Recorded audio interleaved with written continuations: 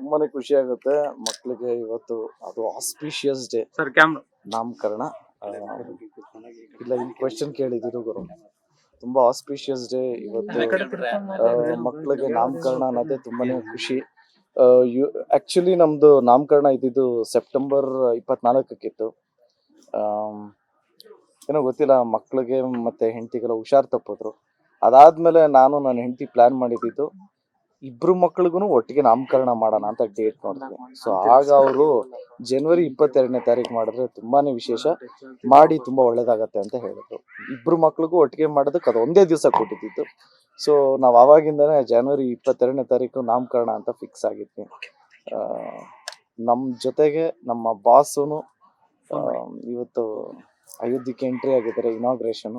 So ಇದಕ್ಕಿಂತ ವಿಶೇಷ ಇನ್ನೇನು ಇಲ್ಲ. This is the special, this is very very special to me ಅಂತ ಹೇಳೋದಕ್ಕೆ ಇಷ್ಟ. ರುದ್ರಾಕ್ಷಿ ಮತ್ತೆ ಹಯಗ್ರೀವ ವಿಶೇಷತೆ ಹೆಸರಿಂದ.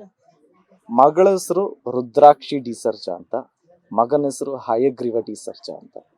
ರುದ್ರಾಕ್ಷಿ ಅಂತ ನಾವು ಹೆಸರನ್ನ ನಾನು ನನ್ನ ಹೆಂಡತಿ ತುಂಬಾ ಪರ್ಟಿಕ್ಯುಲರ್ ಆಗಿದ್ವಿ. ಒತ್ತಕ್ಷರ ಇರಬೇಕು, ತುಂಬಾ ಪವರ್ಫುಲ್ ಆಗಿರ್ಬೇಕು ಹೆಸರು ಅಂತ ಹುಡುಕ್ತಾ ಇದ್ವಿ.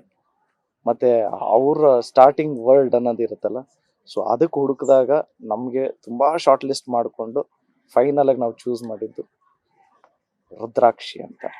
ಅದಾದ್ಮೇಲೆ ವಿಷ್ಣು ಅವತಾರ ಅಂದ್ರೆ ಹಯಗ್ರೀವ, ಪಂಚಮುಖಿ ಆಂಜನೇಯನಲ್ಲಿ ಅದು ಒಂದು ಅವತಾರ, ಹಯಗ್ರೀವನ ಅವತಾರ. ಸೊ ನಾವು ಮುಂಚೆನೆ ಫಿಕ್ಸ್ ಆಗೋಗಿದ್ವಿ. ಈ ಹೆಸರು ಎರಡು ಫಿಕ್ಸ್ ಆದ್ಮೇಲೆ ನಾವು ತುಂಬಾ ಹೆಸರುಗಳನ್ನ ಹುಡುಕಿದ್ವಿ.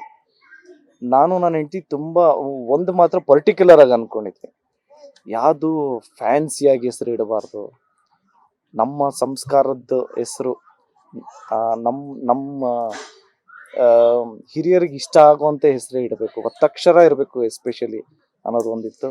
ಸೊ ಫೈನಲಿ ಇವತ್ತು ಮಕ್ಕಳು ನಾಮಕರಣ ಆಯ್ತು. ಆಗ್ಲೇ ಹೇಳ್ದಂಗೆ ಮಗಳ ಹೆಸರು ರುದ್ರಾಕ್ಷಿ ಡಿ ಸರ್ಜಾ, ಮಗನ ಹೆಸರು ಹಯಗ್ರೀವ.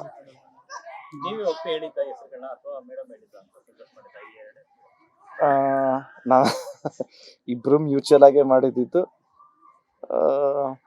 ರುದ್ರಾಕ್ಷಿ ಮತ್ತೆ ಹಯಗ್ರೀವ ಎರಡು ನಾನೇ ಫಸ್ಟ್ ಹೇಳಿದ್ದು. ಅದಾದ್ಮೇಲೆ ಇನ್ನು ಶಾರ್ಟ್ ಲಿಸ್ಟ್ ತುಂಬಾ ಮಾಡ್ಕೊಂಡಿದ್ವಿ.